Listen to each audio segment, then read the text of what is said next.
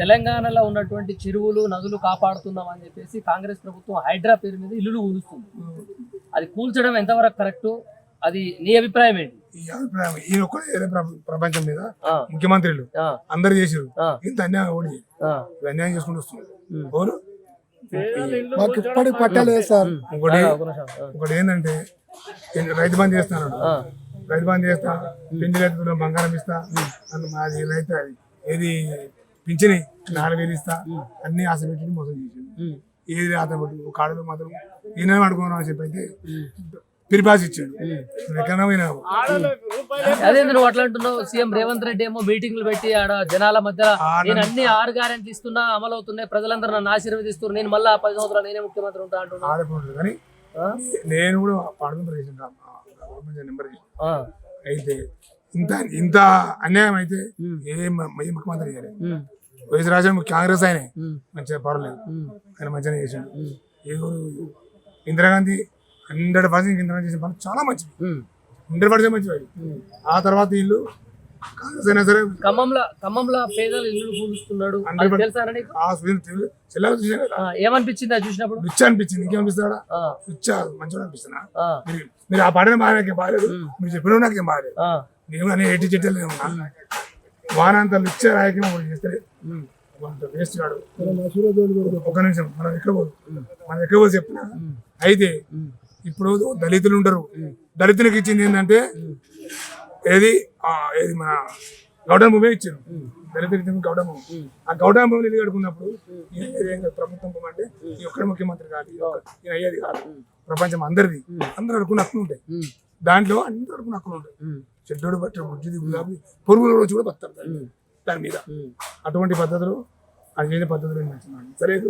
నేను సైన్స్ ఒక వీడియోలో ఒక ఆమె నా ఇల్లుని 10 నిమిషాలు చూసుకొని అయ్యా అని ఏడుచుకుంటూ పోతుంది. ఏడుస్తుంది. అయినా కూడా ఆమెకు చూసుకునే అవకాశం లేదు, నీళ్ళు తాగే అవకాశం లేదు, నీళ్ళు కూడా ఇస్తలేదు.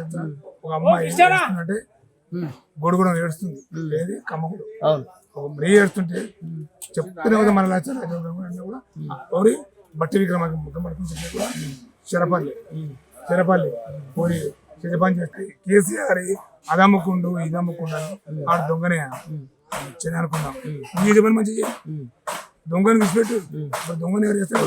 మంచిగా ఒక బిజినెస్ మంచి దానికి అన్ని చేస్తారు. అన్ని 6 పథకాలు ఇస్తారు. ఏమైనా పూరం అమ్ముకోవాలి, దళితులను చంపాలి, పూరం పోయి తినాలి.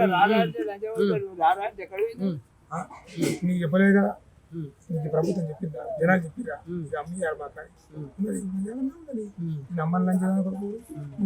పద్ధతి. ఒక ఇల్లు కట్టాలంటే ఎంత టైం పడుతుంది? ఇప్పుడు 3 ఏళ్ళు పడుతుంది. ₹1 మాసం తల్లిదండ్రులు నేను తల్లిదండ్రులు అనుకున్నాం. ₹10 ఇవాళ ఇల్లు కట్టాలంటే నువ్వు ఏం చేసినావే? అది 5 లక్షలు ఇల్లు ఇస్తున్నా చెప్పినావు, సిమెంట్ రెడీ చేసినావు, చికెన్ రెడీ చేసినావు. ఆడలకు ఉత్తరాలు మొగలకేమో ₹10 ఇస్తున్నావు.